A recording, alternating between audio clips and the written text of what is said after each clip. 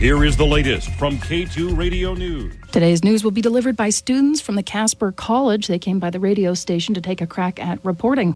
A 43-year-old Wyoming man is dead after rolling his pickup near Gillette.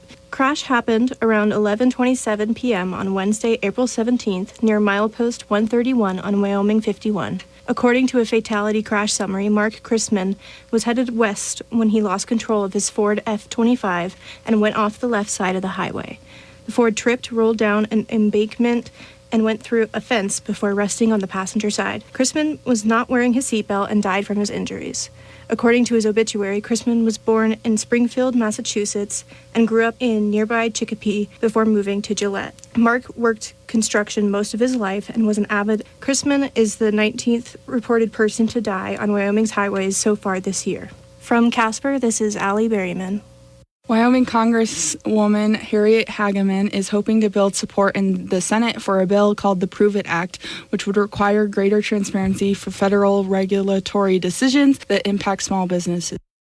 Under the Prove It Act, the reasonably foreseeable indirect cost analysis would have forced the agency to consider the additional cost burdens it is currently ignoring under this rule, such as the cost of the wands. Right now, the $26 million is just strictly the button in the ear. It does not include all of the related computer equipment, all of the wands, the retrofitting for our livestock producers that would be necessary to implement this rule. That's how they come up with $26 million versus the $1.2 billion that they estimated 11 years ago.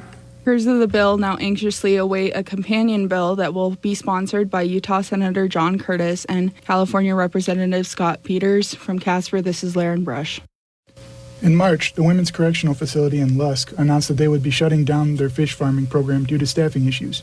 The program started in 2007 with tilapia farming for the market. Eventually, it grew to also farm catfish. Mid-April, the Wyoming Game and Fish partnered with the prison to stock catfish at the facility and community fisheries in Casper, Rock Springs, Green River, Laramie, and Sheridan. Casper's Bryan Stock Trail Fishery received the most catfish, which is 450. 385 catfish were put at the Guernsey Slough, and 170 went to Yesness Pond. The stock catfish averaged 3 pounds apiece and 18 inches in length.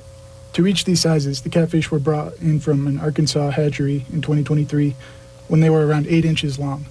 The Women's Center then reared them to their large size at stocking. This is Anthony Sturt signing off from Casper, Wyoming. Once again, Casper College is the site for the 3-day Wyoming Skills USA Championship.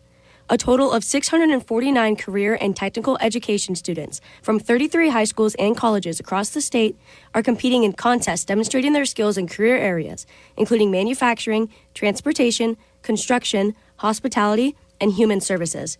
The contests are run with the help of industry experts, trade associations, and labor organizations, and will test competencies set by the professional industry standards. The winners will go on to compete in the National Skills USA Championship this June in Atlanta.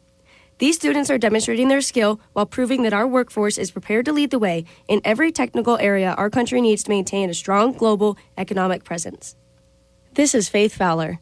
Poison Spider School has been offered $20,000 from Keith and Brandy Forgy to go towards construction a greenhouse. This donation paired with a $10,000 donation from Stotts Equipment last month, and fundraising means that the school has finally amassed enough money to put up their greenhouse. They've been planning to put a new greenhouse structure for years. They started fundraising in 2018. This is Ayoa, San Francisco.